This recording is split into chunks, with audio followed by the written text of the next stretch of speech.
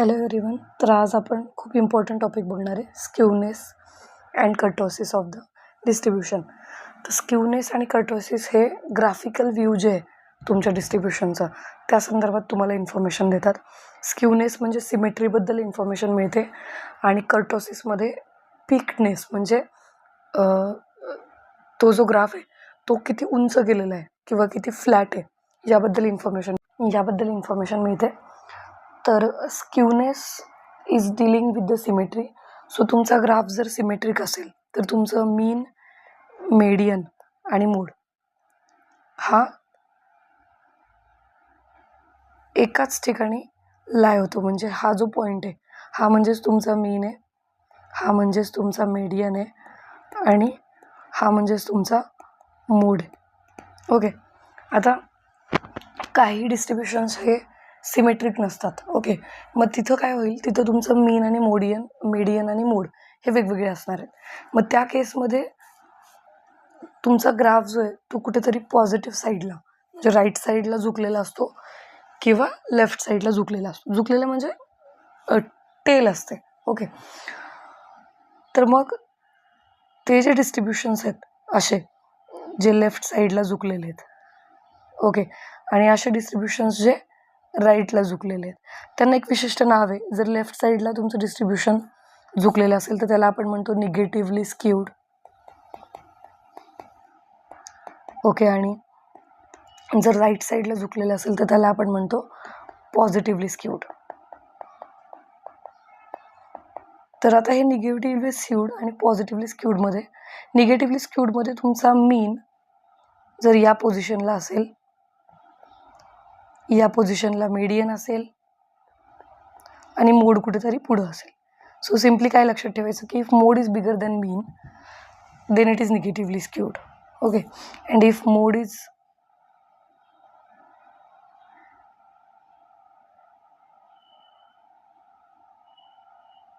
less than mean then it is positively skewed. So let the mode be here, let the median be here and let the mean be here. So जर मोड तुमचा मीनपेक्षा लहान असेल तर तो positively skewed असेल. हे झालं graphically. पण जर ग्राफ्स तुम्हाला माहिती नसतील डिस्ट्रीब्युशनचे आणि जर तुमच्याकडं मोमेंट्स असतील तर मोमेंट्सवरून कसं ओळखायचं बघा. मोमेंट्सवरून बीटा 1 हा कोइफिशियंट काढायचा आहे. बीटा 1 हा स्क्यूनेसचा कोइफिशियंट असतो, तो कॅल्क्युलेट करायचा आहे. μ3 square divided by μ2 cube. So if μ3 is greater than 0 then it is positively skewed. If it is μ3 is less than 0 then it is negatively skewed. Okay, now there is one more coefficient of skewness and it is Karl-Pearson's coefficient. Okay, it is denoted by Sk. Okay, and it is calculated as mean minus mode divided by standard deviation. One more Karl-Pearson's coefficient is there and it is 3 times mean minus median divided by sigma. आता तुमच्या सब्जेक्टमध्ये किंवा तुमच्या सिलेबसमध्ये तुम्हाला SKची value नाहीत विचारत, ते तुम्हाला विचारतात बीटा 1ची व्हॅल्यू. ओके, आणि त्यावरून तुम्हाला जज करायला सांगतात की whether the distribution is positively skewed और निगेटिव्हली स्क्यूड. तर तुम्ही काय करणार आहे, बीटा 1 कॅल्क्युलेट करायचा. बीटा 1 कॅल्क्युलेट करताना μ3 तुम्हाला मिळणार आहे ऑटोमॅटिक. μ3 कॅल्क्युलेट करायचा. If μ3 is positive then it is positively skewed. If μ3 is less than 0 then it is negatively skewed, and if μ3 is 0 then you can say that the distribution is symmetric. Okay, तिथं asymmetry एक्झिस्टच होणार नाही जिथं μ3 0 असेल. ठीक आहे, दिस is all about skewness. म्हणजे skewness तुम्हाला काय सांगतो तर तुमचा ग्राफ कोणत्या साईडला झुकलेला आहे, ओके, किंवा त्याची टेल कोणत्या साईडला लॉंगर आहे हे तुम्हाला स्क्यूनेसमध्ये कळतं. आता दुसरा जो पॉईंट आहे तो म्हणजे कर्टोसिस. तर कर्टोसिसमध्ये आपण पीकनेस जो आहे तुमच्या ग्राफचा म्हणजे तो ग्राफ किती हाईटचा आहे, किती पीक आहे का किती फ्लॅट आहे का नॉर्मल ग्राफ आहे हे आपण कर्टोसिसचा यूज करून फाइंड आउट करतो. ठीक आहे. तर कर्टोसिसमध्ये आपण β2 हा त्याचा कोइफिशियंट आहे, शेप कोइफिशियंट. β2 आपण फाइंड आउट करतो by using fourth moment and by using second moment. Okay. So μ4 divided by μ2 square.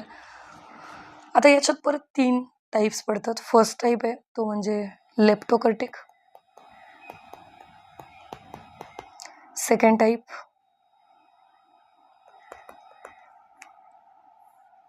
प्लॅटिकर्टिक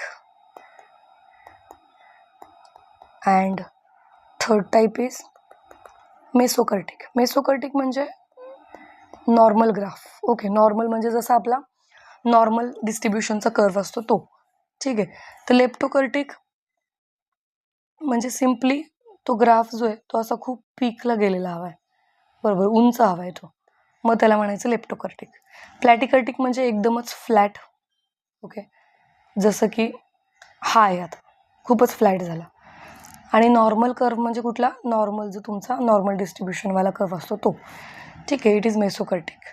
so these are the 3 types. आता β2च्या व्हॅल्यूज काय काय लागतात आपल्याला ते बघूयात आपण. तर β2 जर स्ट्रिक्टली ग्रेटर दॅन 3 असेल तर तो लेप्टोकर्टिक येतो. β2 जर स्ट्रिक्टली लेस दॅन 3 असेल तर तो प्लॅटिकर्टिक येतो. आणि β2 जर एक्झॅक्टली 3 असेल तर तो मेसोकर्टिक येतो. So this is all about kurtosis. Okay. आता तुम्हाला विचारलेलं कसं असतंय की ते किंवा त्याच्यावरचे एक्झाम्पल्स कसे असतात ते आपण बघूयात.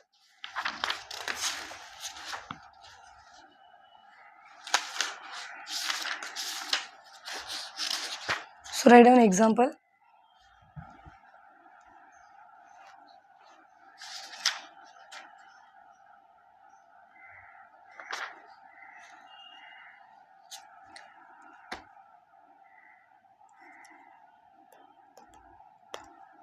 जे एक्झाम्पल आपण मागच्या व्हिडिओमध्ये बघितलेलं आहे मोमेंट्सचं, तेच एक्झाम्पल, सेम एक्झाम्पल घेऊयात आपण.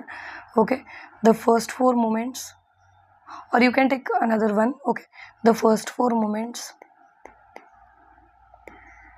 or first 3 moments, नको 3 मोमेंट्स वाला एक्झाम्पल घेतलं तर आपल्याला β2 नाही काढता येणार. Okay. So the first 4 moments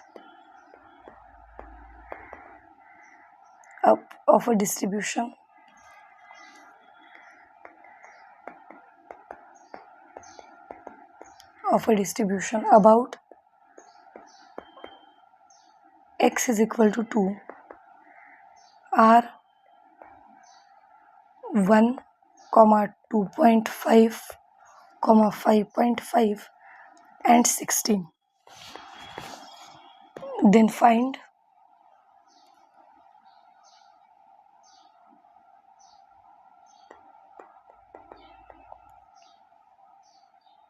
four moments about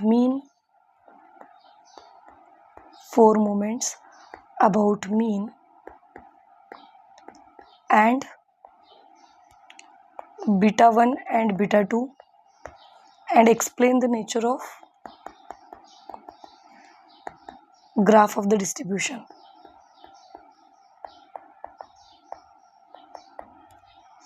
Graph of distribution.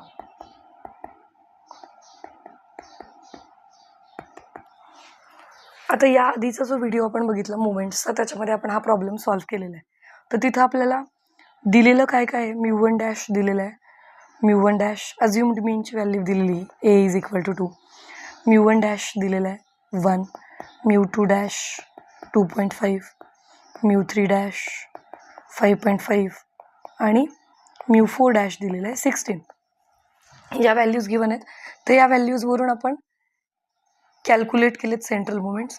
तर काय होतं central moments? μ1 was 0, μ2 was 1.5, μ3 0 and μ4 6. तर या सेंट्रल मोमेंट्स आपल्याला मिळाल. यांचा यूज करून आपण β1 आणि β2 काढणार आहे. तर β1ची व्हॅल्यू येईल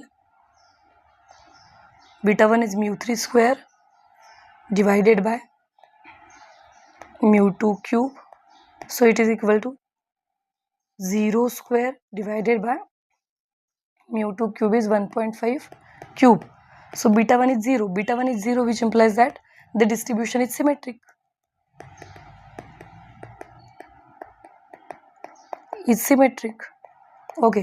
जर तुमचा mu3 0 नसता, पॉझिटिव्ह असता, तर ते काय आलं असतं? Positively skewed. जर तुमचा mu3 निगेटिव्ह असता तर ते आलं असतं negatively skewed. Okay. Now beta 2 is mu4 divided by mu2 square. So it is equal to mu4 is 6. So 6 divided by mu2 is 1.5. So 1.5 square. Okay. 6 divided by 1.5 square, that is 6 divided by 2.25. Okay. So 6 divided by 2.25 is 2.66. Okay.